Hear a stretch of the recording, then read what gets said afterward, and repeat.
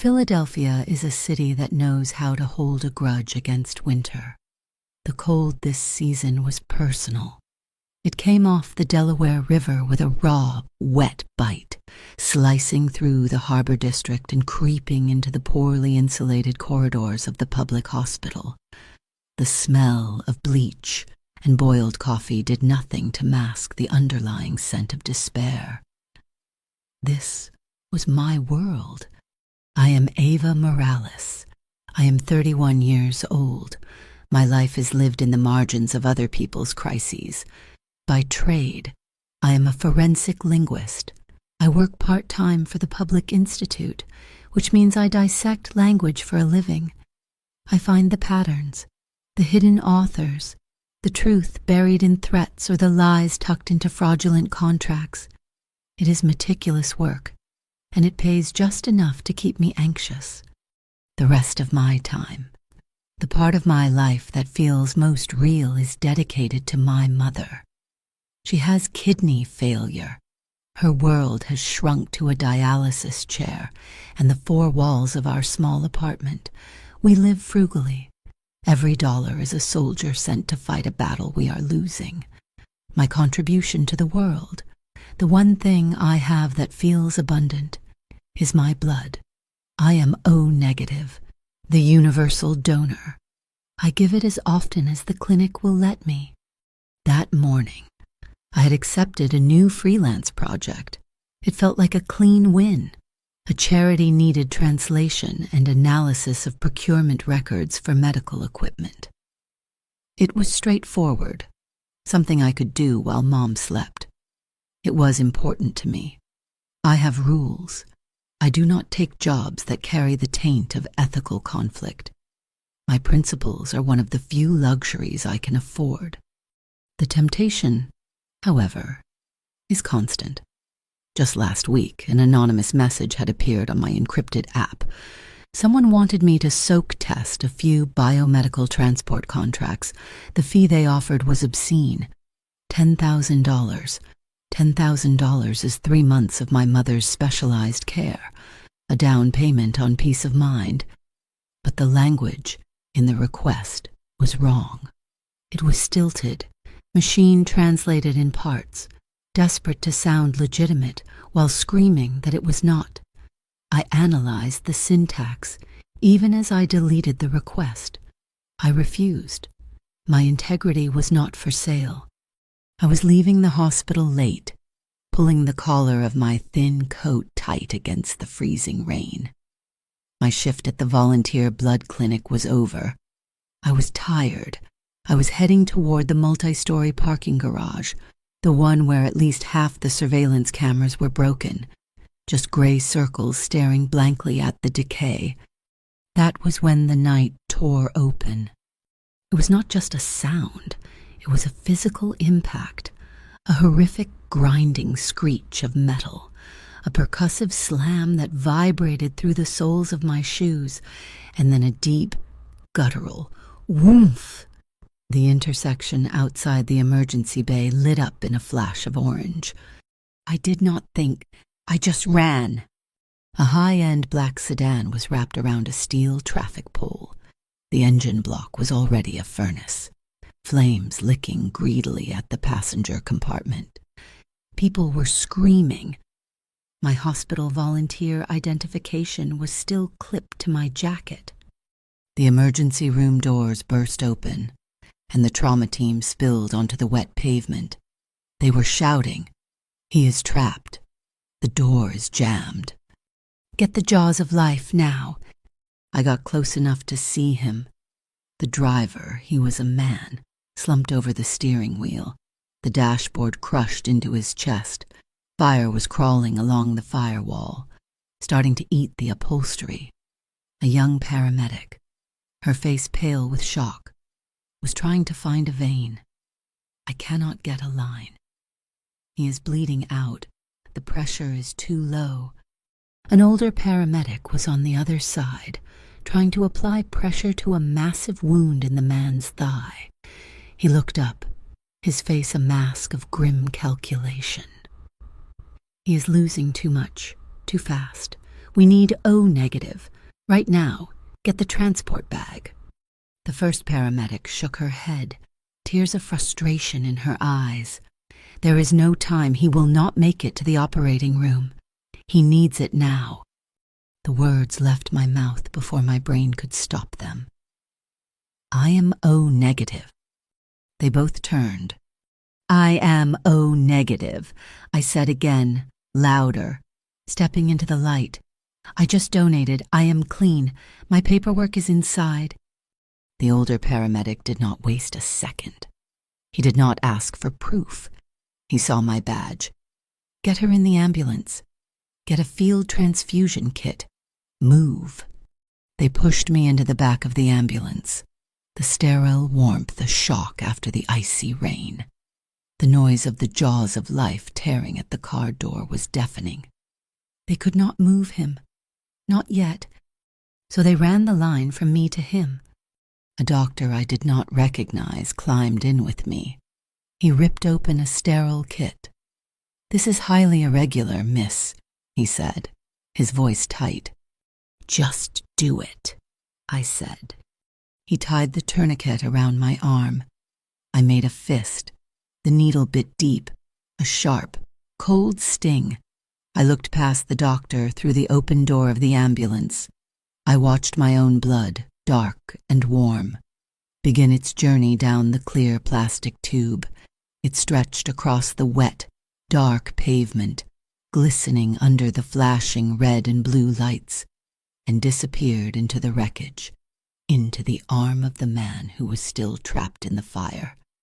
I was 31 years old, and I was tethered to a dying stranger by a thread of my own life, watching him burn. Time warped. It felt like an hour, probably only a few minutes.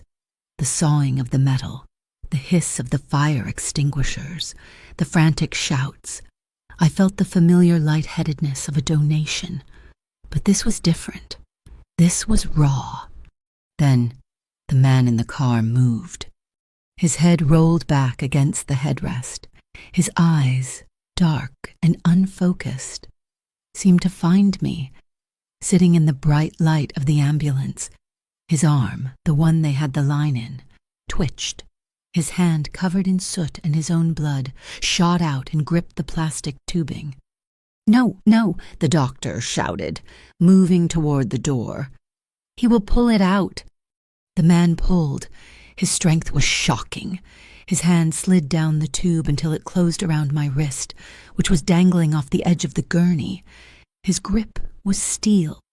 It was impossible. He was dying, but his grip was the strongest thing I had ever felt. I gasped. His eyes locked on mine. He saw me. He knew I was the source. His lips, cracked and bloody, moved. The sound that came out was a rasp, a low growl thick with an Italian-American accent that cut right through the chaos. "Do not call the cops." It was not a plea. It was a command. Then his eyes rolled back into his head, and his hand fell away from my arm. As it dropped, the sleeve of his charred jacket fell back. I saw it clearly, stark against the blood. A tattoo on the inside of his wrist, a falcon, its wings spread wide for the kill. I did not understand what it meant. Not then. They got him out.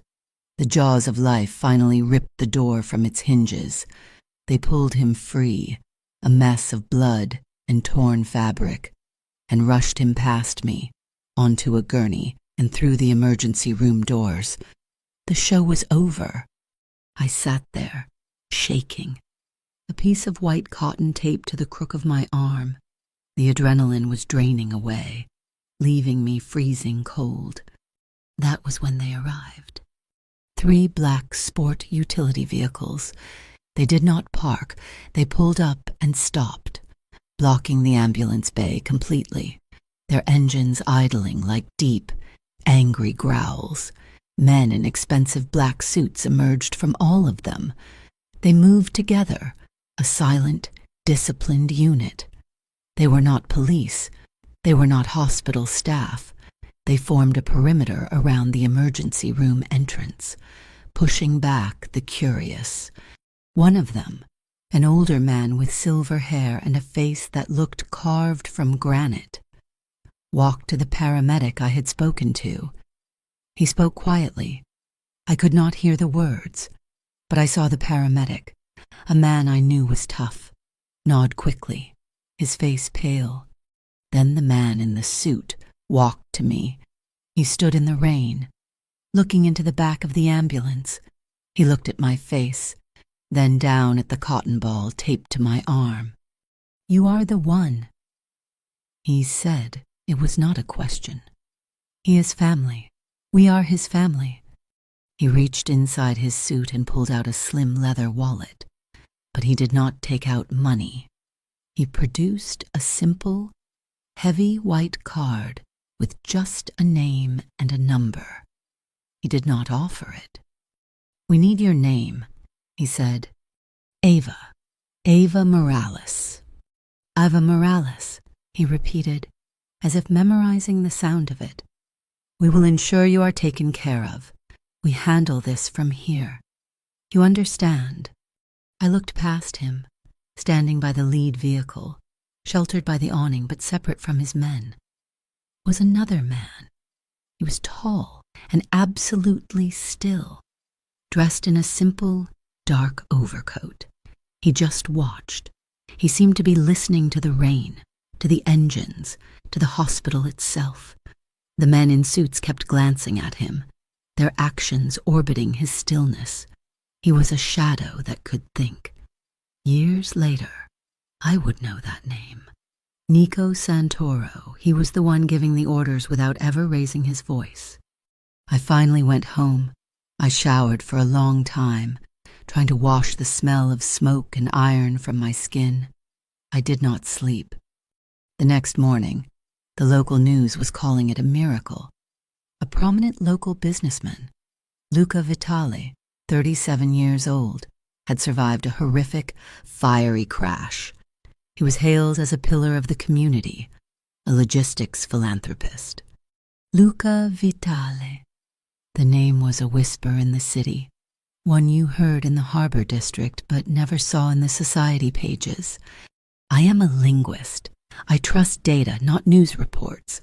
I sat down at my laptop, my fingers stiff, the spot on my arm aching. I ran his name.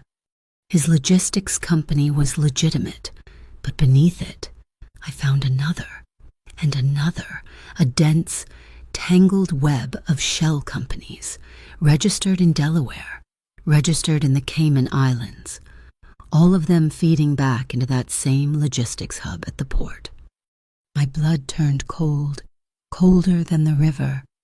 This was not just a businessman. This was the man they whispered about, the man whose name meant power, the man who owned the shadows. I had not just saved a man. I had saved the Vitale. And my blood, my O-negative blood, was now flowing through the veins of the city's most dangerous Mafia boss. The hospital went silent on Luca Vitale. One day he was in critical condition. The next he had vanished from the patient roster. No discharge, no transfer, just gone. The nurses looked through me when I asked. 2 days later, the man named Nico Santoro found me. I was leaving my mother's apartment. He was just there, standing by the curb, the same still, dark overcoat, the same impression of a shadow that had learned to think. "Miss Morales," he said. His voice was quiet, polite. "Mr. Vitale requests the honor of thanking you personally. He is recovering well." "Tell him he is welcome," I said, my keys digging into my palm. "I do not need a personal thank you." "He insists," Nico said. "It was not a request. He is a man who values his debts. I did not give him a loan. I gave him blood. The debt is paid." I turned to walk away. "Please reconsider." His voice followed me, still quiet, but with a new weight. "Philadelphia is a difficult city. It is good to have friends. I kept walking. That night, my phone woke me up. It was not a call. It just lit up, a system update notification. But I had not initiated an update. I went into the settings. New security protocols were active, things I did not recognize, carrier-level encryptions. My location services, which I always kept off, were enabled and locked. I was a linguist, not a technology expert, but I knew what this meant. I was not just being watched, I was being monitored. The cold anger was immediate. This was my life. This was my phone. I went to the police the next morning. I sat in a hard plastic chair and told a tired detective that I felt I was being stalked by the Vitale organization. He wrote exactly nothing down. "Miss Morales," he said, rubbing his eyes. "You saved Luca Vitale's life. The man is probably sending a fruit basket. You think his people are hacking your phone?" He leaned forward. "Let me give you some advice. You take the fruit basket. You say thank you. You go on with your life. You start inviting this kind of attention. You are going to get it. Do you understand me?" I understood him perfectly. I left. I was on my own. 3 days later, I came home from a late consult. The door to apartment 3B, the one directly across the hall from mine, was splintered. The frame was broken. Yellow police tape was already up. My neighbor, Mrs. Petrov, was standing in the hallway crying. "Ava, thank God," she said, grabbing my arm. "They broke in. They thought it was your apartment." "What?" "They got the numbers mixed up. The man, he kicked in the door. He had gloves. He kept shouting, 'Where is she? Where is the blood?' He was not looking for money. Ava. He went right for my desk, scattering my papers, shouting, 'Ava, Ava.' I hid in the bathroom. He was looking for you.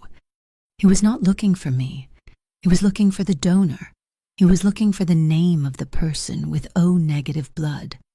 The message was not for Mrs. Petrov. It was for Luca Vitale, and it was signed in my terror. Nico Santoro's black sport utility vehicle was at the curb before the police had even finished dusting for prints. This time, he did not wait for me. He met me in the hallway. "This," he said, his gaze fixed on the broken door, "is what he was trying to prevent. He will not allow this to get closer to you. You will come with me now." This time, I went. The club was called Aria. The facade was all old-world Philadelphia brick and polished brass, impossibly discreet. The inside was wealth. Dark wood, low light, the scent of expensive bourbon and something floral. It was a fortress, disguised as an indulgence. Nico did not take me to the main floor. He led me to a private elevator, which descended into a basement that looked nothing like a basement. It was a command center. Banks of monitors, maps, men and women speaking quietly into headsets. And sitting in a deep leather armchair, a glass of water in his hand, was Luca Vitale. He looked nothing like the dying man in the car. He was 37 years old, they said. He looked it. He was wearing a simple dark sweater, his arm in a sling. The only sign of the crash was a network of healing burns along his jawline, but his eyes were the same, dark, intense, and utterly in command. He dismissed Nico with a nod. He stood, a slight wince of pain, but he did it. "Miss Morales, Ava, thank you for coming. I did not have a choice." He almost smiled. "You always have a choice. Sometimes they are just harder to see." He gestured to the chair opposite him. "Please." I remained standing. "Your people hacked my phone. Someone broke into my neighbor's apartment looking for me." "They were not my people," he said, his voice dropping. The accent I remembered from the crash, that Italian-American cadence, now clear and controlled. They were his, the man who did this to me. And he found you because I did not protect you fast enough. That will not happen again. I do not want your protection. You already have it, he said, and the words were quiet, but they landed like stones. You are under my care now, Ava. My blood is your blood. He tapped his own chest. No, that is not right. Is it your blood is my blood? It is in me. It saved me. I will not let anyone harm the person who did that.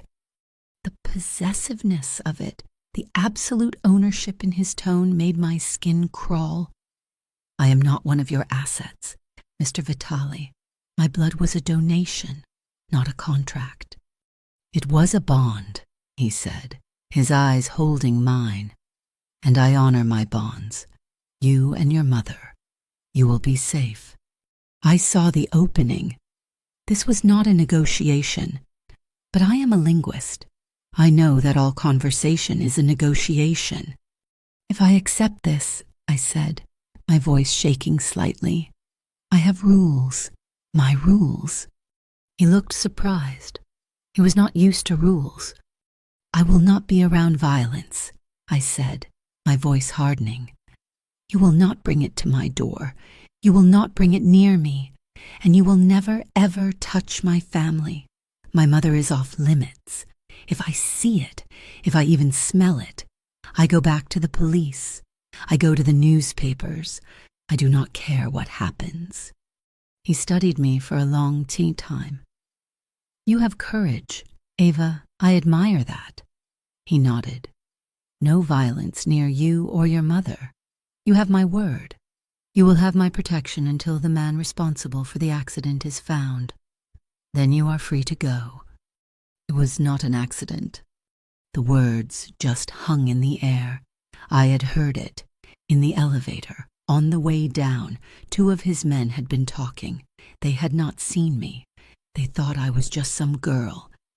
The brakes were tampered. Someone on the inside sold the route. I had also heard a name. Rossi, at the port. Luca's face did not change, but the air in the room went from cold to arctic. He looked at me, really looked at me, as if seeing a weapon he had not known he possessed. Your skills, he said slowly. The linguistics, that is what you do. Yes. He walked to a desk and picked up a thick folder. He tossed it onto the table in front of me. My associates believe these are legitimate medical transport contracts. I do not. I opened the folder. It was dense with shipping manifests, insurance riders, and procurement forms, all for biomedical supplies. Look at them, he commanded. I did. It took me 10 minutes. The errors were screaming at me. This is not legitimate, I said. It is a fraud, a bad one. Show me. I pulled out a page. Here, the phrasing. The refrigerated unit will maintain temperature for the goods inside. It is machine translated. A native English speaker would say, for the contents or for the cargo. And here, the delivery authentication is a necessity requirement. That is redundant. It is a common error from a native speaker of a Romance language, trying to sound overly formal. I flipped through more pages. The sentence structures are all identical. Subject, verb, object, no complexity.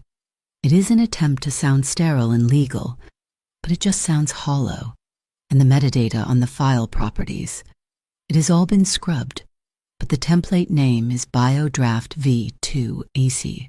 A real logistics company would have a coded, specific file naming convention, not something so generic. What does it mean, he asked, his eyes sharp. It means, I said, my own pulse quickening as I saw the full picture, that these are not contracts. They are templates. They are shells. They are designed to look real to a customs agent who is not paying attention, but they are hollow. You are not shipping medical supplies. You are using this language to create a paper trail for something else. Rare blood, he said, finishing my thought. And specialty pharmaceuticals, off-market, into and out of the East Coast. I stared at him. This was the business. This was the real logistics. You found that in 10 minutes, he said. It was not a compliment. It was an assessment. My best people missed it for 6 months. I felt a strange, cold thrill mixed with my fear. He was not just protecting me. He was using me. The days that followed were a blur of surreal contradiction. A black car, driven by a man who never spoke, took me to my mother's dialysis appointments. I sat in the waiting room, analyzing Luca Vitali's fraudulent shipping contracts, while my mother, inside, was suddenly treated like royalty. When I went to see her, she was glowing. Ava, it is a miracle. They got me into the new wing. The chair is heated. Honey and Dr. Samuels, the head of nephrology. He saw me himself. He said they had a cancellation, a benefactor. Oh, Ava, it feels so good. I think my energy is coming back. I knew it was not a cancellation. I knew who the benefactor was. I felt sick with anger and shamefully, with relief. He had honored his word. He had not touched her, but he had wrapped her in his protection, in his power. I was furious at the control, and I was weeping with gratitude that my mother was comfortable for the first time in years. Luca Vitandi first. We existed in this strange space between his gratitude and his control. He was fascinated by me. I was a problem he could not solve with money or violence. I did not fear his power, and it confounded him. He would ask me about my work, and I would find myself explaining the nuances of authorial voice, how I could find a person's fingerprint in their syntax, and I, in turn, was drawn to a part of him I had no right to see. The man who had organized my mother's care was not the man who ran a criminal enterprise. Or perhaps he was. Perhaps that was the most dangerous part of all. One night, while working on the original charity files I had taken on, the ones for the medical equipment, a name jumped out at me. A holding company. V Logistics Import. It was listed as a third-party freight forwarder. I ran it against the shell companies from Luca's folder. It was not just interwoven.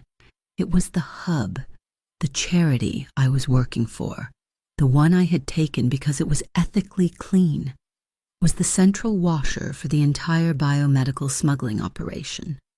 Someone had not just tried to use me as a legal cover. They had succeeded. They had planted that job with me, knowing my reputation, knowing I was clean. I was the alibi. I felt the blood drain from my face. My principles, my one luxury, had been a tool. I looked at my phone, at the lock security settings. I thought of the man in the car, his hand on my wrist. I thought of my mother, sleeping peacefully in a benefactor's heated chair. I was not on the outside. I was not even on the periphery. I was in the network, and my own blood was the link. The first public attack was not with a bullet, but with a blog post. It was a smear piece, published by a small, aggressive online news outlet known for its anonymous sources and righteous indignation. The article hinted that a linguistics expert, Ava Morales, had suddenly become the inseparable companion of the recently hospitalized Luca Vitale. It suggested I was using this new, intimate relationship to influence hospital contracts, steering them toward Vitale's logistics companies. My freelance work with the charity, The one I now knew was a front, was painted as the mechanism of my corruption. It was brilliant. It was devastating. It did not just attack me, it attacked my credibility, the only professional currency I had. Within 24 hours, my public institute contract was put under review. The small university where I sometimes guest lectured canceled my upcoming seminar. My name, the one I had worked so hard to keep clean, was now associated with Mafia mistress and contract rigging. I was furious. I felt the hot, sick shame of being defined by a lie. I called Nico, my voice shaking with rage. "It is over," I said. "This is what your protection looks like. I am done. You stay away from me. You stay away from my mother. I will take my chances." I hung up. I shut off my phone, the one they were monitoring. I took the battery out. I sat in my apartment, the silence suddenly deafening. I had cut the cord. For the first time in weeks, I was truly alone, and I was terrified.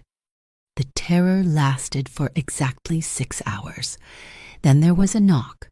Not a violent knock, just a patient, persistent rap. I looked through the peephole. It was Nico. He was alone. "Ava," he said, his voice muffled by the door. "Open the door. I am not here to force you. I am here to show you something." I did not move. "He respects your wish," Nico said. "He has pulled the security. You are free, but you are not safe. Let me show you why. Then I will leave." I unlocked the door. He stood in the hallway, holding a tablet. He did not try to come in.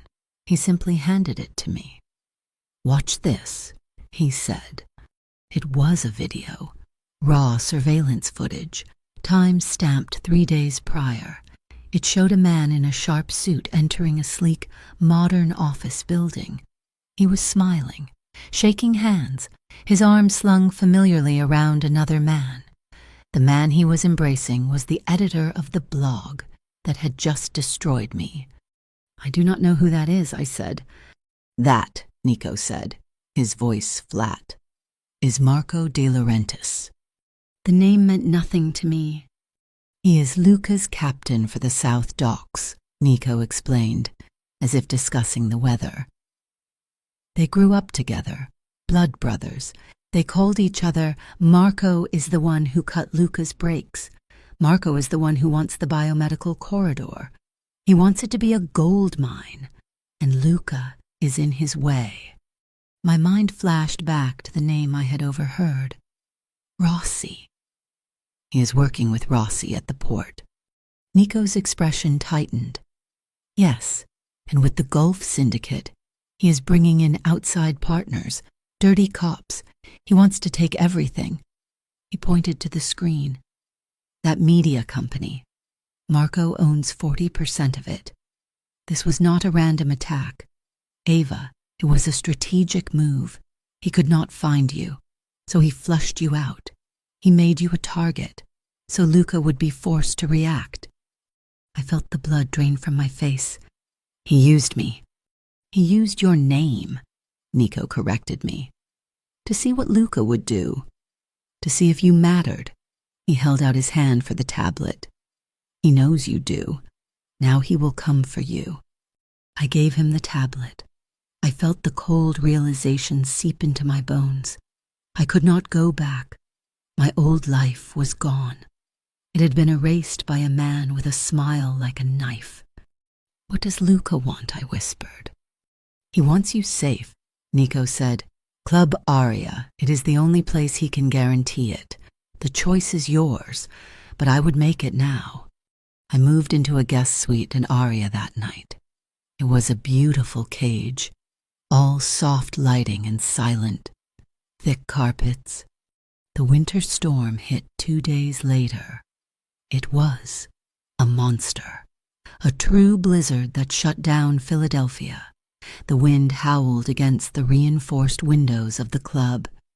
Even in the converted bunker of the basement, I could feel the city grinding to a halt. That was when the attack came. They used the storm as cover. They came through a service tunnel, the one I did not even know existed. Alarms blared, a sound I had never heard in that silent fortress.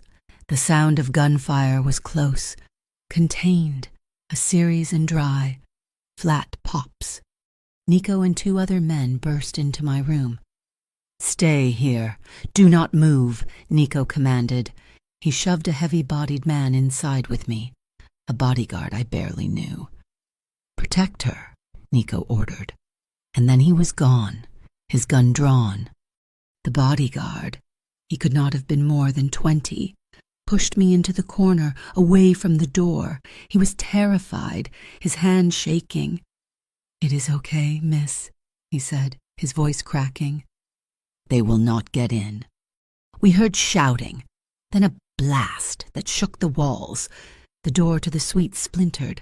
A man in black tactical gear, not one of Luca's, stepped in, his weapon raised. The young bodyguard did exactly what he was trained to do.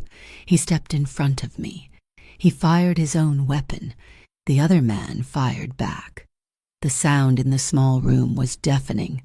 A physical blow. The attacker fell backward into the hall. The bodyguard slumped against the wall, then slid to the floor. "I am hit," he whispered, his face a mask of shock. I ran to him. He had his hand pressed high on his thigh, but the blood was not just seeping. It was pulsing, a dark, rhythmic spray. "God," he whispered, "I cannot stop it." The femoral artery. I knew what I was looking for. I ripped my own scarf from my neck. "Press down, hard," I yelled. I wrapped the scarf around his thigh, high up, and grabbed a heavy glass lamp from the side table. I put it against the scarf and twisted, creating a makeshift tourniquet. The bleeding slowed from a spray to a fast ooze. "Nico!" I screamed, pulling the door open. The hallway was full of smoke. Nico was there in a second, his face grim. "He is bleeding out," I said, my voice high. "He needs a surgeon. He needs blood. Now." We got him to the wine cellar. It was the most secure room, deep in the sub-basement. Luca was already there, his arm out of the sling, a pistol on the table next to him. His face was a thundercloud. "How bad?" he asked. I said, my hands covered in the kid's blood. "Nico, what is his blood type?" Nico already knew. "Oh, negative. Same as you." I looked at Luca. His eyes met mine. He knew what I was going to say. "There is no ambulance in this storm." I said, "No hospital. He will not last 20 minutes. Get me a kit, the same one they used for you." Luca stared at me. He looked at my face, at my hands, at the dying man on his priceless floor. He seemed to be looking at something else entirely, something broken in the world that I was, for a moment, holding together. He did not see a victim. He saw a solution. He nodded. "Once, get her the kit. For the second time in my life, I gave blood to save a man in a crisis. This time, I was in a wine cellar that smelled of dust and old grapes, the sound of a blizzard and distant, finished gunfire outside. I held the young man's hand. He was just a boy. I watched my blood flow into him, and I felt the familiar, cold drain. Luca never took his eyes off me. He watched me with a raw, unsettling intensity, as if I were a piece of human decency he had forgotten existed. The boy lived. The attack was repelled. Marco had lost, but he had made his point. He could get inside. The next day, the silence in the club was heavier. I was not a guest. I was a resource. Luca brought me the contracts again. The real ones. The ones he had taken from Rossi's office after a visit I was not supposed to know about. Find him. Ava, he said. Find the one on the inside. Find the one who sold my rote. Find the one who let them in. I worked for 2 days. I barely slept. I was not just looking for linguistic tics this time. I was looking for a ghost. The contracts were a mess of different authors, but the final drafts, the ones that were executed, they all had a similar polish. It is 2 people, I told him, spreading the papers out on the massive oak table in his office. One person writes the base, probably this Rossi. His language is sloppy, full of port slang, but someone else cleans it, someone educated. I pointed to a clause. See, the consignment's integrity is contingent upon. That is formal, but the original draft I've found said if the stuff is good. It is the same hand every time. One author, one proofreader. Who? Luca asked. The proofreader is the key, I said. He or she is the one who understands the entire operation. They are the one who knows how to make it invisible. I went to the digital files. The digital signature on the final approval. It is not Rossi. It is firewalled. But the routing code is internal. It comes from your accounting department. Luca's face hardened. My accountant. Your chief accountant, I said, my stomach twisting. I pulled up the employee file. The signatures all trace back to this terminal, Elena Carbone. The name landed in the room and exploded. I saw it on Luca's face.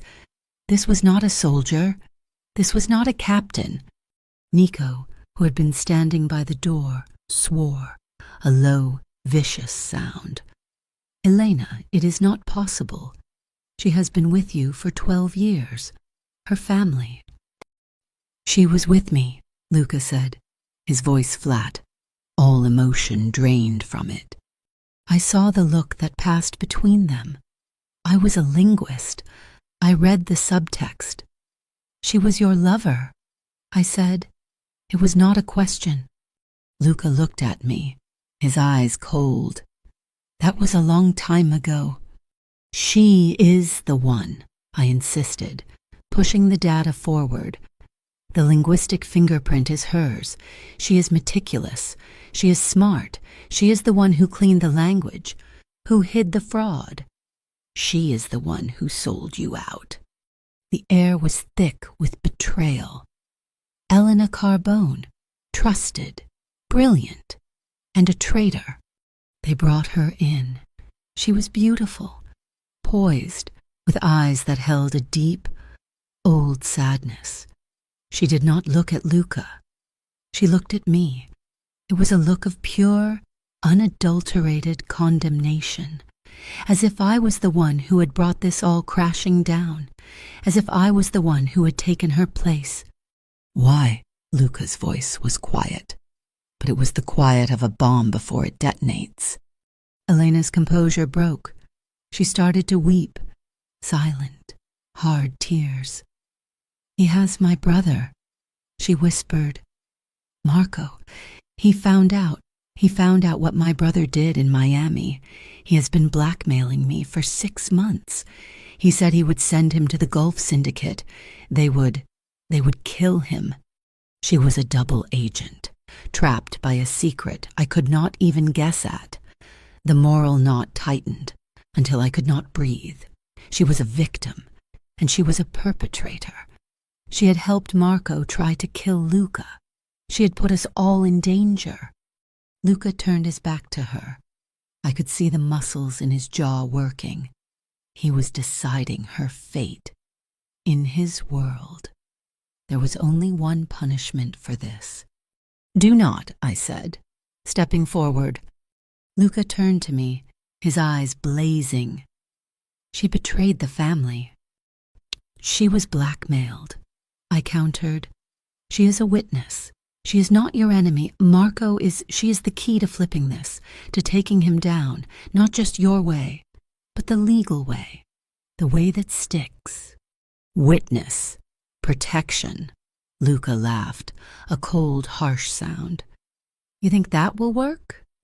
Try it, I said, challenging him. You want to end this, use her, protect her brother, get her to testify against Marco. Use her knowledge, not just your guns. This is the choice. Luca, the old way, or a new one. He stared at me, his face unreadable. He was caught between a lifetime of violence and this new, strange path I was offering. He looked at Elena, his face full of a complex pain. Right, he said, his voice raw. We do it your way, Ava. We try to protect her. We use her to flip Marco. It was the first time he had ever chosen a path that was not soaked in blood. The relief in the room was so thick I could taste it. Elena was still crying, but now it was a different kind of cry. It lasted until my phone rang. Not the burner phone Nico had given me. My old phone, the one I had taken the battery out of. I had put it back in that morning, hoping for a text from my mother. The number was blocked. I picked it up. Hello? The voice on the other end was smooth, almost friendly, with the same dockside accent as Rossi, but polished. Ava Morales, the angel of mercy. I froze. Luca and Nico tensed, watching me. This is Marco De Laurentiis, the voice said, as if introducing himself at a party. I hear you have been busy, fixing my contracts, giving my blood brother new ideas. What do you want? Well, what is mine? He said, his voice turning hard and cold. I just wanted to call you. I wanted you to know that blood you gave him, that blood that is keeping him alive. It is a precious resource, and I am coming to collect the rest. The line went dead. I looked at Luca. He did not have to ask. He knew. I was not just leverage. I was the target. He wants the biomedical corridor, I said. My voice was quiet, but it cut through the oppressive silence in the bunker. Luca, Nico, and a now deathly pale Elena Carbone all looked at me. He wants those contracts, so let us give them to him. Luca's eyes narrowed. Ava. A fake shipment. I pushed on, the plan forming in my head, born of linguistic traps and desperation. We create a new set of contracts. We use Elena's access, her codes. We leak them to Marco. We make it look like the largest shipment of rare biologics and off-market pharmaceuticals he has ever seen. Something the Gulf Syndicate would kill for. A trap, Nico said, his voice a low rumble. More than a trap, I said, looking at him. Your men can set up surveillance. That is your part. My part is the data. I tapped the folder in front of me. I will write these new contracts, and inside them, I will embed a linguistic watermark, a specific, deliberately flawed phrase. The biologicals necessitate preservation protocol, Alpha 7. It sounds complex, but it is grammatically redundant. It is a ghost. It is my signature.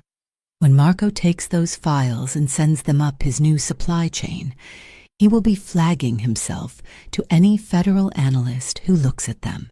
He will be confessing in my language. Lucas stared at me, a long, calculating look. He would have to verify the shipment in person. He would not trust just the data. Pier 14, Nico said instantly. The old cold storage warehouse. It is isolated. The scanners there are offline. If he wants to move a shipment that large without appearing on the official manifest, he has to use that pier. We set it for a night with no container ships scheduled. Luca nodded. A slow, grim finality. We do it.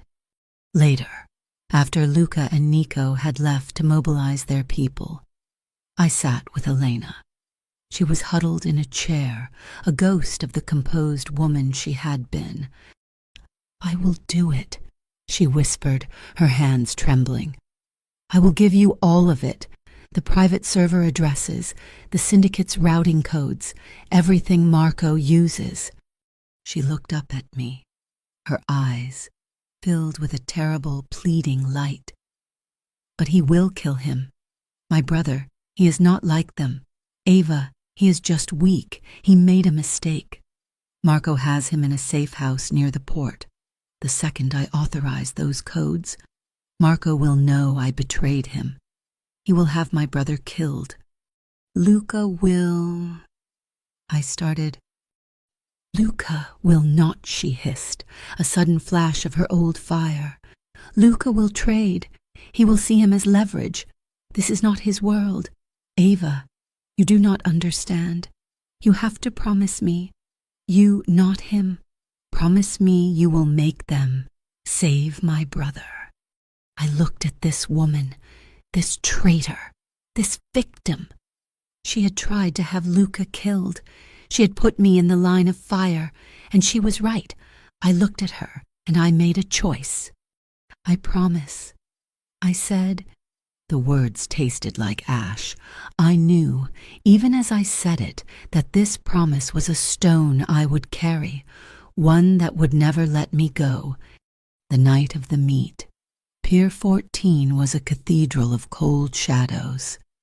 The air was frigid, tasting of salt and diesel.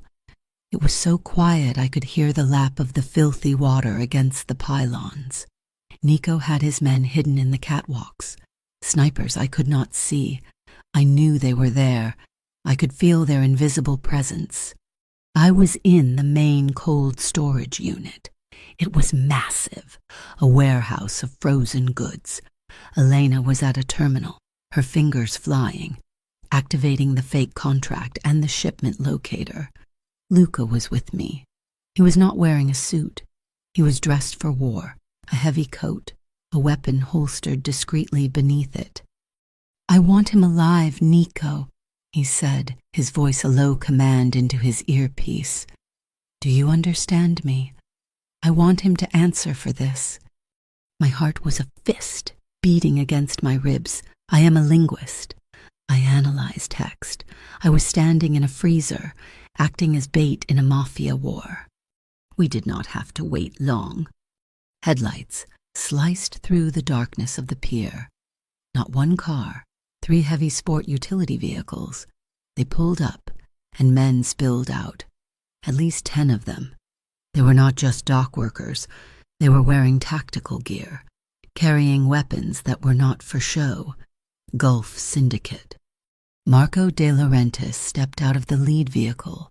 He wore a long cashmere coat, and he was smiling. He walked into the warehouse as if he owned it. "Brother," he called out, his voice echoing in the cavernous, cold space. "You look well, recovered." He saw me, and his smile widened. It was a terrible, sharp thing. "And you brought the girl. Is she the down payment?" "It is over, Marco," Lucas said, his voice flat and dead. "Your people are gone." Elena talked. "The Federals have the data." Marco laughed. It was a full, rich sound, completely without humor. Elena was just a key, Luca, a tool. You always were sentimental. He looked around, at the crates, at the ceiling. "You set a good trap, but you forgot who you are dealing with." He raised his hand. In it was a small, black remote. "This is a cold storage facility, Luca, but it is also a thermal trap for flash defrosting. It is amazing what you can build when no one is watching." He pressed the button. It was not an explosion. It was a roar, a deafening hiss as every cooling unit in the warehouse slammed into reverse. Heavy steel doors I had not even seen slam shut, sealing the loading bay. Red lights flashed, alarms blared, and heat, a suffocating, dense wave of it, began to pour from the ceiling vents. "It will be 120 degrees in here in 10 minutes. Marco's voice echoed over an intercom system. He was outside. He had sealed us in. A steam oven. Goodbye, brother. Send my regards to Elena. The temperature rose instantly. The frost on the walls vanished. The air became thick, wet, and unbreathable. He locked us in, Elena screamed, clawing at the steel door. He was never going to save my brother. He was lying. Luca and Nico were firing at the door, but the bullets just sparked and whined off the reinforced steel. We were trapped. "The shelves!" I yelled, my mind racing. The heat was making me dizzy. I looked at the cargo. It is not just food. It is biomedical. Look. I ran to a row of gleaming, insulated tanks. The labels were clear. Cryogenic storage, liquid nitrogen. "Elena, help me." She stared at me, her face slick with sweat and tears. "What?" "Push." We threw our weight against one of the wheeled tanks. It was impossibly heavy. Luca, seeing what I was doing, ran to help. He and I shoved the massive tank, its wheels screaming, toward the main heating vent in the floor. "Ava, what are you doing?" Luca yelled over the sound of the heaters. "A countermeasure," I shouted. "It is basic thermodynamics." I found the main release valve. It was frozen solid. I smashed it with a fire extinguisher. Nothing. Luca put his hand over mine. Together, we put our entire weight on the lever. It broke free. A plume of pure liquid nitrogen, a blinding white cloud, erupted from the tank. It hit the superheated steam from the vents. The sound was a physical blow, a sudden, deafening compression of air. The warehouse instantly vanished in a thick, choking fog. The temperature plummeted 20 degrees in seconds. We were blind. "Ah, I cannot breathe," Elena shrieked.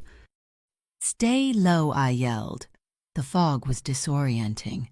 We were all coughing, but we were hidden. We were near the main conveyor belt, the one used for loading. I grabbed a metal bar from a nearby toolbox. I began to strike the steel frame of the belt. 3 short, 3 long, 3 short. Over and over. SOS. It was a linguistic trick. Not words, but rhythm, pattern. I was praying that Nico's men outside this oven, the ones who were monitoring, would hear the audio code over the alarms. We heard it, a massive explosion from outside. The door. They were blowing the door. But Marco's men were still out there. We heard the sharp crack of gunfire, a full-on battle erupting on the pier. The warehouse groaned. The violent, sudden shifts in temperature had compromised the structural integrity. Above me, a metal catwalk, heavy with ice and machinery, shrieked. Nico saw it. He was moving toward me and Elena, pushing us toward the sound of the explosion. Go now to the door. It fell, a massive steel I-beam, tearing free from the ceiling, crashing down right where I had been standing. Nico shoved me, hard. I went flying, skidding on the now slushy, icy floor. He was not fast enough for himself. The beam did not hit him directly, but it glanced off the wall and crashed onto his shoulder, pinning him against a shelf. He roared, a sound of pure agony. The door burst open. It was not a rescue. It was a war zone. Fire and smoke and men shouting. Luca was torn. He looked at Nico, trapped and bleeding. He looked at me, struggling to get up. Through the smoke, I could see him, Marco. He was at the edge of the pier, his men covering his retreat. Luca made his choice. He ran to me. He grabbed me by the arm, hauling me to my feet. "Get him," he roared at his 2 remaining men, pointing at Nico. He grabbed Elena, and shoved us both through the mangled doorway, out into the freezing night air. We stumbled onto the pier. Sirens were screaming, coming from every direction. The entire port was lit up. I saw Marco. He was on a speedboat, the engine already churning the dark water. He was pulling away. He saw me. He saw Luca framed in the smoking doorway. He did not shoot. He did not yell. He just looked at me. He smiled. He slowly, deliberately, tapped his own chest, right over his heart. Then he was gone, disappearing into the darkness. The aftermath was chaos. Federal agents, police, the Port Authority, they swarmed the pier. Nico's men got him out. He was alive, but his arm was shattered. We could not go back to Aria. Luca made a call, his voice rough. Shut it down. Shut it all down. Get everyone clean. The club was closed. The bunker was compromised.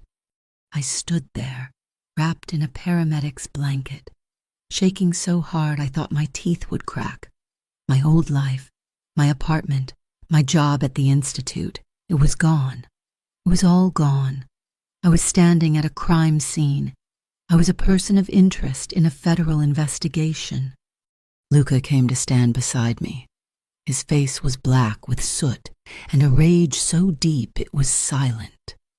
He was watching the ambulance carry Nico away. I do not know why I asked, maybe because I had to know. My voice was a shredded whisper. If you had to choose, I said, my teeth chattering. Back there, if you could only save one, between me and your family, between me and him. I nodded at the retreating ambulance. He was silent for a long time, watching the red lights disappear. He turned to me. His eyes were dark, still burning with the fire and the ice from the warehouse. I will not choose, he said, his voice raw. That is the old way. That is Marco's way. I will not choose. I will change the rules. We were ghosts. After the battle at Pier 14, Luca dissolved his footprint. We moved to an anonymous glass tower in Center City, a corporate apartment leased under a shell company so clean it squeaked. Club Aria was dark, listed as closed for renovations. Nico was recovering, his arm and shoulder rebuilt with steel plates, a permanent, painful reminder of his loyalty. The federal investigation was a predictable mess. They had shell casings, a warehouse full of melted cryotanks, and rumors. They had nothing concrete. I had the truth. While Luca and Nico healed and reorganized, I went to war. I sat in that sterile apartment for 3 days, fueled by coffee and a cold, precise rage. I took all of it, the original charity contracts, the fraudulent biomedical manifests, Elena's notes, and the linguistic watermark I had planted. Biologicals necessitate preservation protocol, Alpha 7. I wove them together. It was a tapestry of crime, told through syntax. I showed how Marco's crude, portside language was filtered through Elena's educated, precise legal phrasing. I showed how my own watermark, the ghost phrase, was the final link, the one Marco had personally approved and forwarded to the Gulf Syndicate's logistics front. I had his linguistic fingerprint. I had the whole chain of command. I called it the blood dossier. I needed a publisher, not a cop. I reached out to a man I had worked with once, an old-school investigative reporter named Ben Carter. He was one of the few left who valued truth over clicks.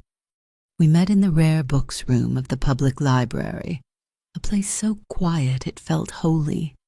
He read the file, his face growing paler with every page. "Ava," he said, closing the folder. "This is a Mafia war. You are handing me a knife and pointing me at Marco De Laurentiis. He will end me. My paper will not touch it. Oh, you are wrong, I said, my voice low. This is not a mafia story. This is a public health crisis. This is about stolen pharmaceuticals. This is about rare blood types being diverted from hospitals. Look at the shipping manifests. Those are real patients. Ben, those are real people whose treatments are being sold to the highest bidder. This is not about them. I pointed to the cover. This is about the victims. You can publish all of it. But I have one condition. You will not print a single patient's name. You will redact every victim's file. You protect the innocent. You expose the parasites. You tell the real story. He looked at me for a long time. He nodded. The blood dossier, God help us all. The story broke on a Tuesday. It was a digital atom bomb. The blood money pipeline, how Philadelphia's most vulnerable are exploited by criminal syndicate. It was all there. My linguistic analysis, the link between Marco, the port, and the Gulf Syndicate. The city was in an uproar. The mayor's office called for a federal task force. The hospital boards were in emergency sessions. I had done it.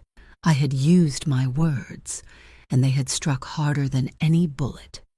Luca was watching the news report on a massive television when I got back. He looked at me, and his expression was something I had never seen before. It was not gratitude. It was awe. You did it, Ava, he said. You bled him dry without spilling a drop. The victory, the clean, righteous victory, lasted for 5 hours. Then my personal phone, the one Marco had called before, vibrated on the table. It was a video message. My blood did not just run cold, it stopped. I opened the file. It was my mother. She was not in her heated, comfortable chair at the dialysis clinic. She was in a dark, concrete room, her face pale, her eyes wide with a terror that ripped my soul apart. She was still connected to a portable dialysis machine, but it was old, and the fluid bag next to it looked low. Then Marco's voice, a smooth, calm narrative over the image. The writer, I read your article. It was very impressive. You took away my reputation. You took away my business, so I took what is yours. My knees gave out. I gripped the counter. A new text message appeared beneath the video. The old shipyard, Pier 7, you know it. 2 hours. You come alone. You bring the accountant. Elena, you come. Your mother lives. You bring him. A new video file, a close-up of the dialysis tube, a hand holding a syringe, injecting a dark substance into the line.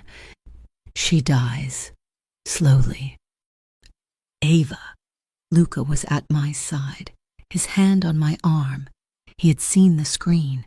His face was no longer filled with awe. It was a mask of cold, absolute fury. What did he say? He has my mother, I whispered. I could not breathe. He has my mother. He wants me. He wants Elena. It is a trap. Ava, he roared, grabbing his own phone. He will kill you all. He does not care about your mother. He wants to wipe the board. He said alone. Luca, I was screaming now, grabbing his coat. He will kill her. This is your world. This is what your world does. It takes mothers. I will not let you go. You cannot stop me. He stopped, his eyes blazing into mine. He saw the truth. I would walk into hell for her. He let go of my arm, his face rigid. Okay, he said, his voice terrifyingly calm. Okay, we do it. But we do it my way. You need to keep him talking. You are a linguist. Stall him. He is arrogant. That is his weakness. He will want to gloat. I was already moving. I had to record him. The blood dossier was the setup. This was the spike. Nico was there, his arm in a complex black sling, his face etched with pain but his eyes clear. He held out a small, flesh-colored patch. "Biometric microphone," he said. "Sticks to your throat, under your jaw. They will pat you down. They will not find it. It transmits everything. We will be close. Just keep him talking. Ava, keep him alive until we get there." I looked at Luca. He said alone, "He will see you." "You will be alone on that pier," Luca said, his voice raw. "I give you my word, but we will be in the water." The derelict pier was a skeleton in the moonlight.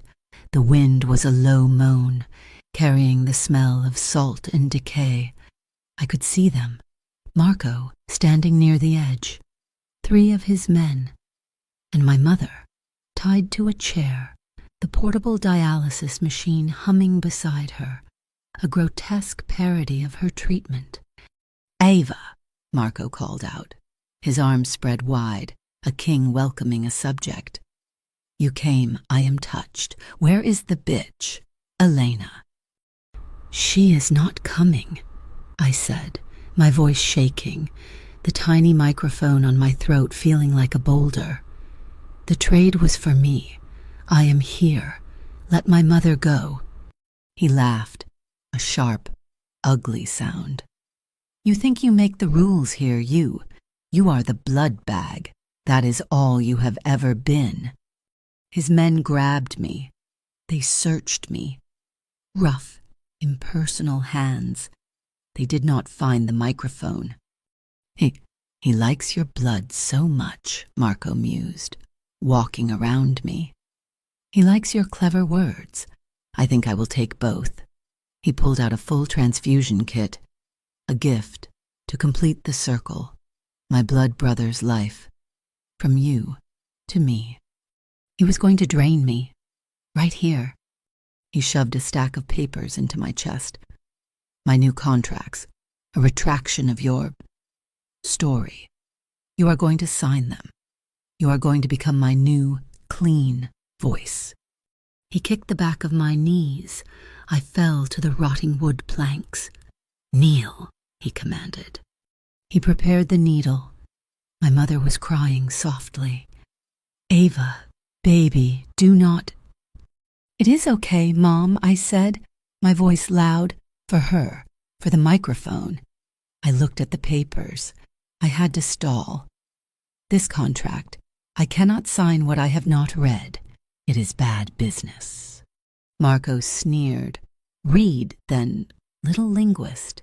Read your confession." I picked up the first page. My heart was a hammer. I began to read. Section 1. I, Ava Morales, hereby state that the blood dossier was a complete fabrication. I paused. "A fabrication you ordered me to create, to frame Luca Vitali." Marco's face darkened. "That is not what it says. Read the words." "I am," I said, my voice rising, clear and steady. "It says right here, under the direct command of Marco De Laurentiis, in his capacity as the new head of the Gulf Syndicate's East Coast operation." "You lying bitch!" he roared, and he slapped me hard. The taste of my own blood filled my mouth. "Now!" The word was not from me. It was from Luca. It came from the darkness, from the water. The pier exploded. It was not a shootout. It was an assault. 4 men, black-clad, rose from the dark water like vengeful spirits.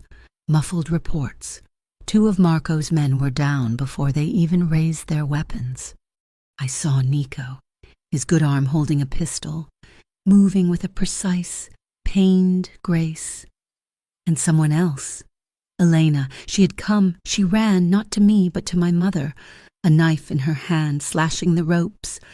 "I promised," she screamed, not at me, at the world.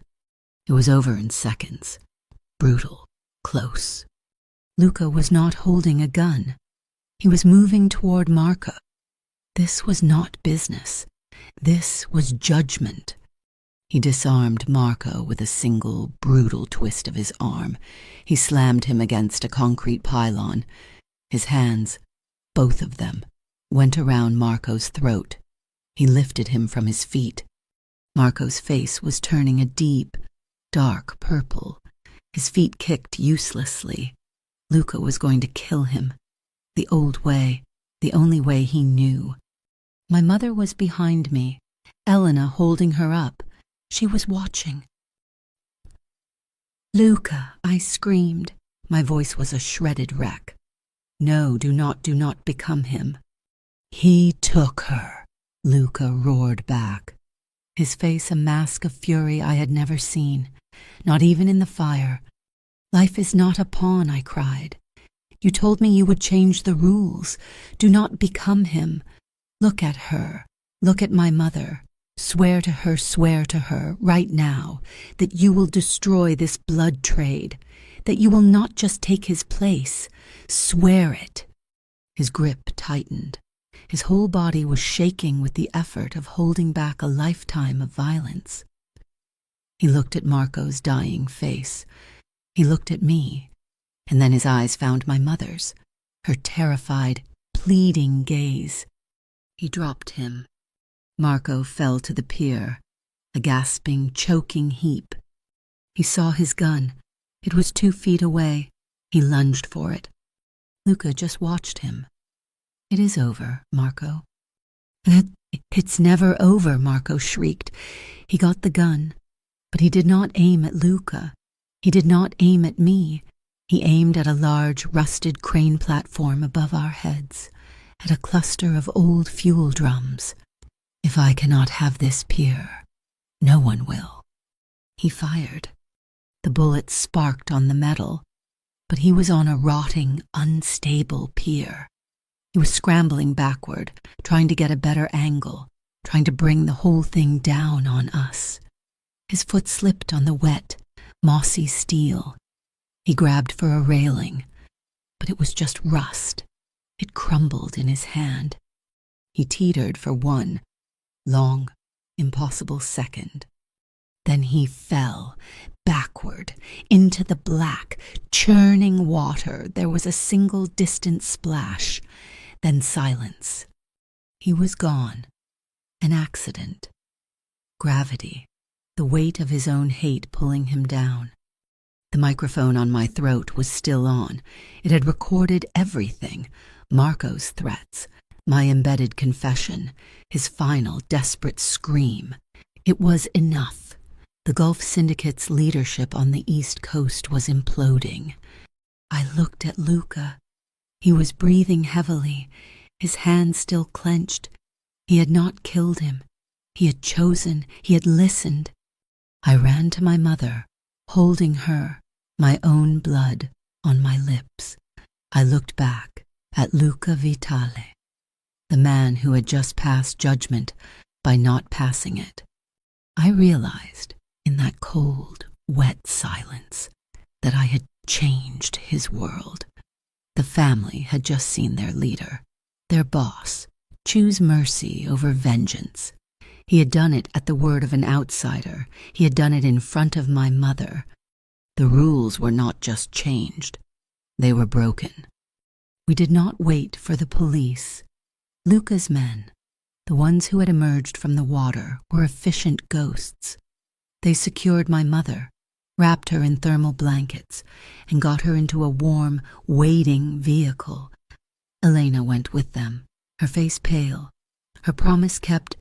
She was handed off to a federal contact Ben Carter had arranged, disappearing into the protective custody she had earned. She was a victim, a traitor, and in the end, a savior.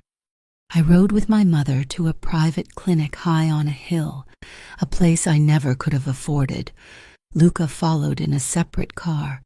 The entire ride, I just held her hand, my own blood, still sticky on my lips. She did not ask me what had happened. She just held on, as if I were the one who had been rescued. We saw Nico the next day. He was in a hospital room that looked more like a hotel suite. His arm and shoulder were immobilized, held together by titanium and surgical steel. He was pale, but his eyes were the same, calm, steady, loyal. "You look terrible," he said to Luca. "You look worse." Luca replied. There was no sentimentality, but the air in the room was thick with it. The price of loyalty was steep.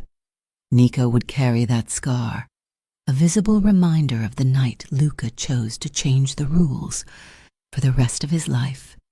Ben Carter's follow-up story, fueled by the crystal-clear audio from my biometric microphone, was a masterpiece. It was not just an exposé, it was an indictment. Marco's final, desperate confession, my forced reading of the fraudulent contracts, his admission of controlling the Gulf Syndicate's pipeline. It was all there. The federal task force, which had been spinning its wheels, now had a direct target. They did not just investigate. They decapitated the Gulf Syndicate's entire East Coast operation. It was messy. Some of Luca's organization got swept up in the net. Rossi, the port captain, was indicted. Several others, men who had been loyal to Marco, were arrested. Luca had known this would happen. It was the cost of cleaning house.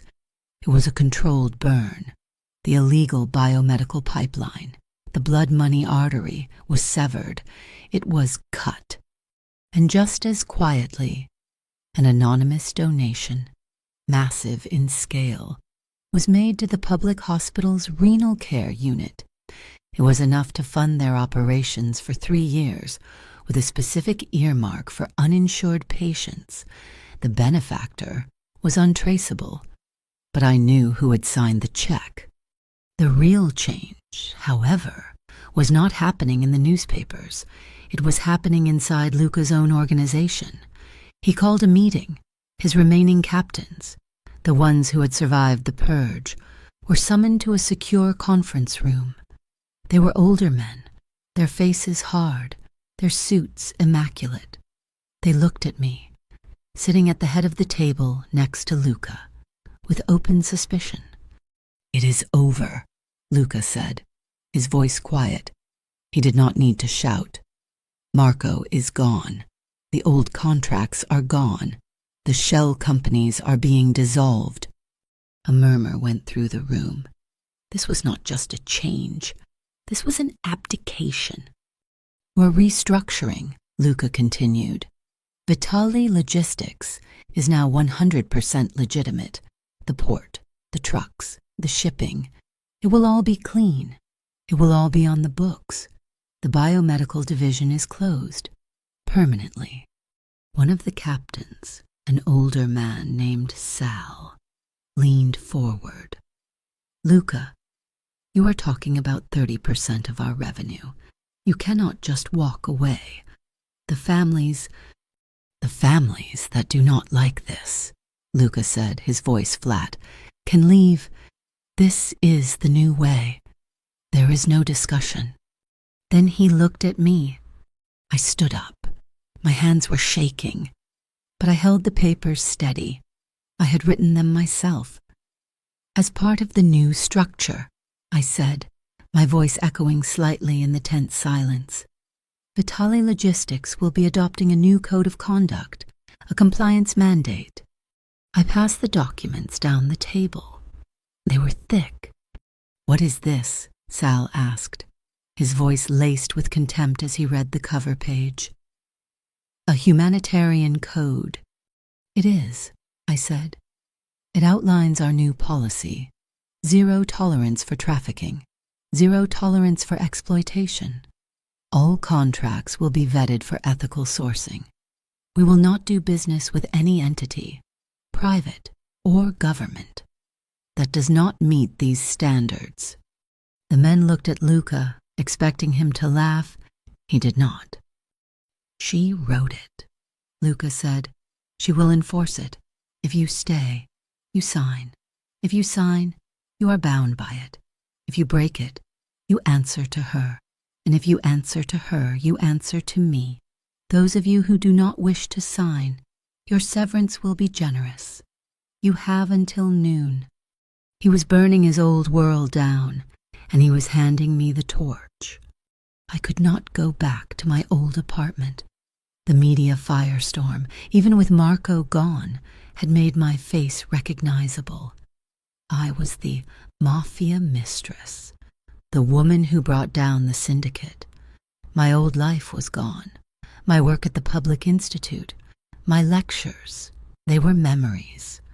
I was living in the glass tower, a prisoner of my own choices. I would stand by the window, looking down at the city, at the lights, and I would feel the strange, phantom pull, the blood bond. I had given him my blood. I had saved his life, and in doing so, had he not, in some way, taken ownership of mine, I felt possessed, my principles, my independence.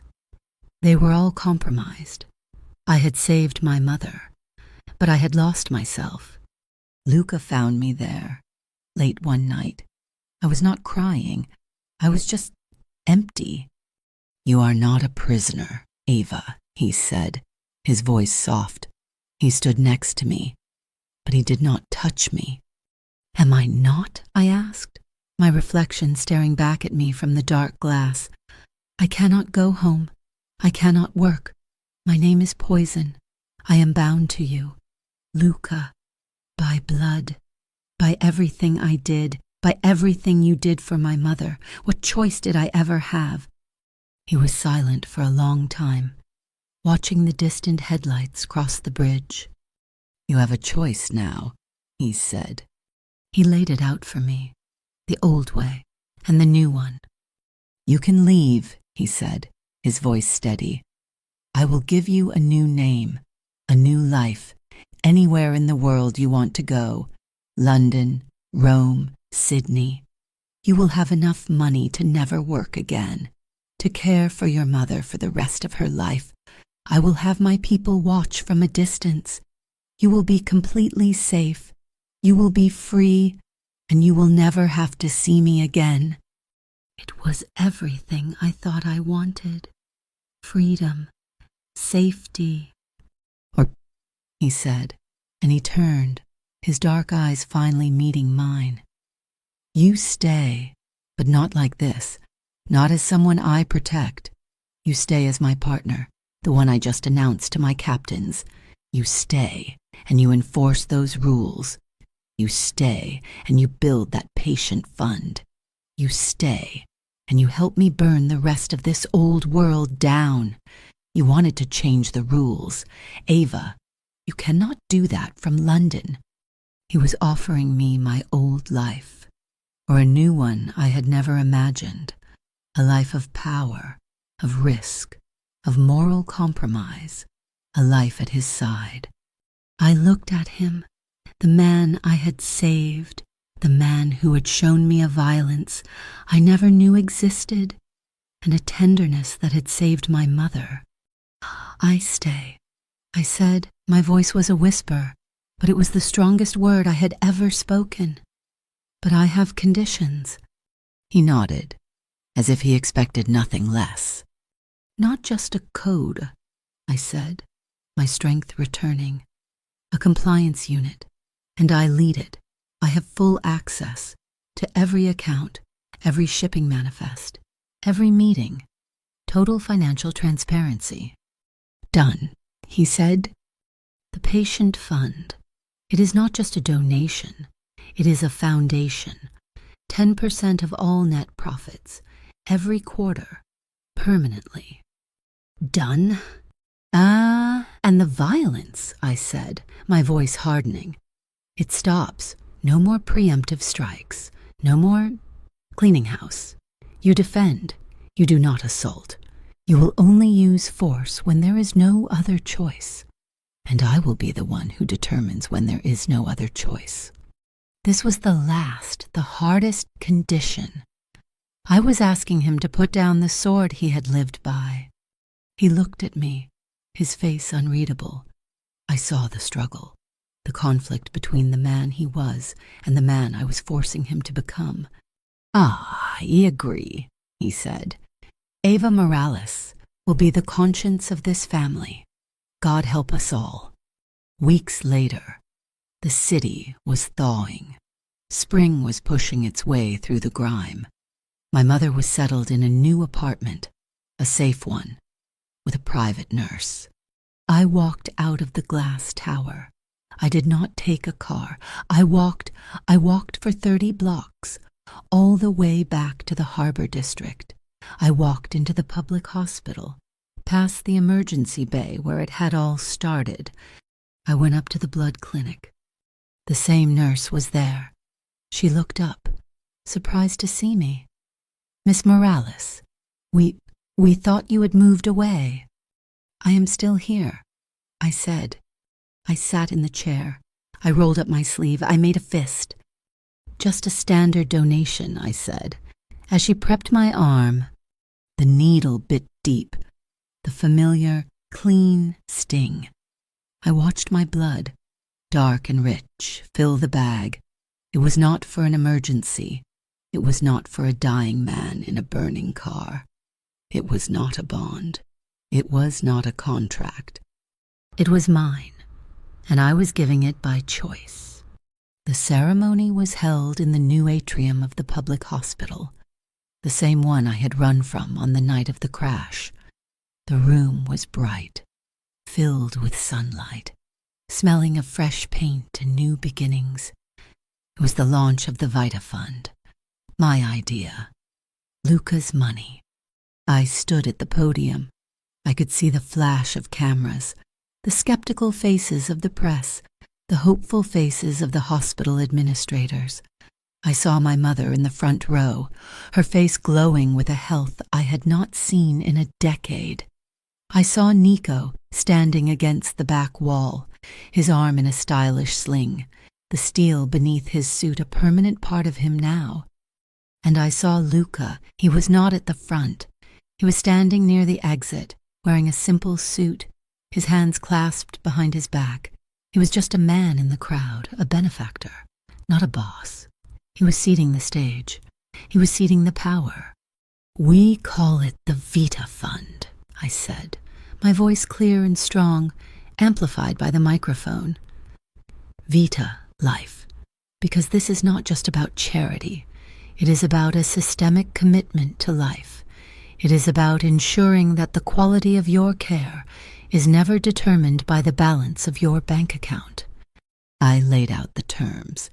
The 10% mandatory contribution from Vitali Logistics, the new compliance division I was heading, the commitment to ethical sourcing and protecting the vulnerable, not exploiting them. I was using the language of corporate responsibility to describe a revolution. I was laundering his empire, not his money. When I finished, there was a moment of silence, then applause. It was real. I had taken their whispers and turned them into a promise. Luca caught my eye from across the room. He did not smile. He just nodded. Once. It was enough. That night, we stood by the floor-to-ceiling windows of the glass tower. The city was a carpet of diamonds below us. It was the first time we were truly alone, without a crisis, without a threat, since this had begun. "You were good," he said, his voice a low rumble. I told the truth. I replied. He turned to me, the city lights carving shadows on his face. The burns on his jaw had healed into faint, silver lines. "You have changed everything, Eva. You took my world, and you broke it, and you built something new." "We built it," I said. "You had to choose to let it break." He moved closer. He did not touch me. Not yet. I do not know this man, the one who signs checks and listens to compliance reports. "I do," I said. "He is the man who kept his promise to my mother. He is the man who let Marco fall." He finally reached out, his hand gently tracing the line of my jaw. His touch was not possessive, as it had been. It was hesitant. It was a question. I am not a good man, Ava. I am not asking you to be, I whispered, leaning into his touch. I am asking you to be a kind one, and kindness is not a beautiful story. Luca, it is not a feeling. It is a chain of decisions. It is a choice you have to make every single day, over and over, when it is hard, when it is ugly, when you want to choose the old way. And if I choose wrong, he asked, his voice raw, then I will be there to remind you. I said. He kissed me then. It was not the desperate, frantic kiss of a romance novel. It was slow. It was deliberate. It was the sealing of a contract, a vow made of shared trauma and cautious hope. We did not promise each other forever. We just promised to choose each other and to choose the right path. Every morning that we woke up, my life found a new rhythm.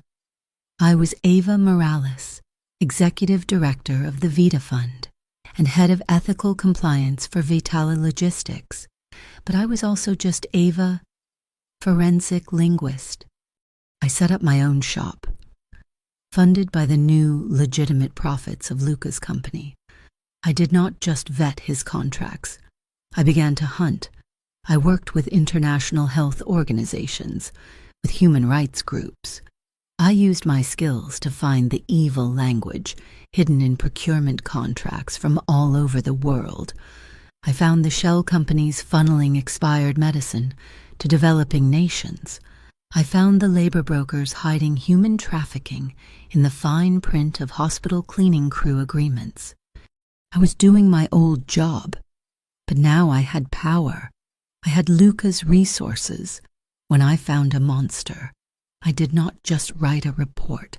I passed the file to a man who knew how to make monsters disappear.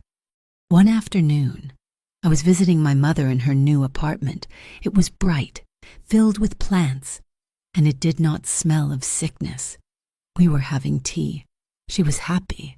She was off the transplant list, her health stabilized by consistent, state-of-the-art care.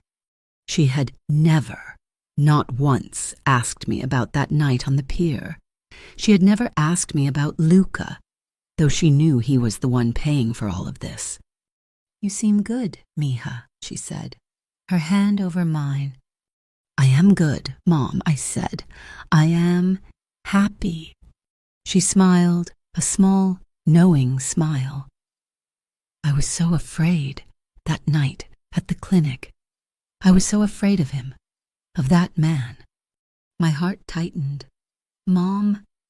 No, she said, squeezing my hand. "I was afraid of him. For you. I saw a dangerous man, a man who lived by violence." She looked at me, her dark eyes so clear. But I was wrong. I was not wrong about him. I was wrong about you. You faced him. You did not run. You did not break. You took all that power, all that darkness, and you made it look at the light. You turned a dangerous man into one who dares to be kind. I am so proud of you, Ava. I cried then. I let go of all the tension, all the fear, all the moral weight. She just held me. The new life was not a fairy tale. It was real, and the real world always has shadows. I was in my office a few weeks later, tracing a complex shipment of pharmaceuticals that seemed to be disappearing between Zurich and Singapore. My secure phone, the one Nico had given me, buzzed. It was a message from an encrypted, untraceable number. It was not from Luca. It was not from Nico. I opened it. The message was simple. 5 words. "Your language has reached places." It was a fragment, a piece of a sentence. It was not a threat, not exactly, but it was a signal. The Gulf Syndicate was broken, but the world was wide. My work, my linguistic fingerprints, were now on a global stage. I had been noticed. A year ago, a message like that would have sent me into a blind panic. I would have run. I would have hidden. I just stared at it. I felt the cold, familiar thrill of the hunt. I felt the risk. But I did not feel fear.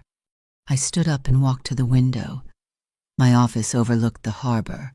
I could see the pier, the place where Marco had fallen, the place where Luca had chosen.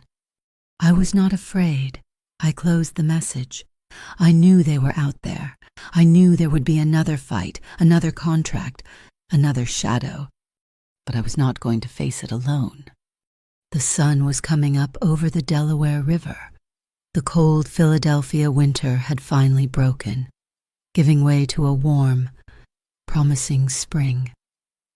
I felt a hand slide into mine. I did not have to look. I knew his touch.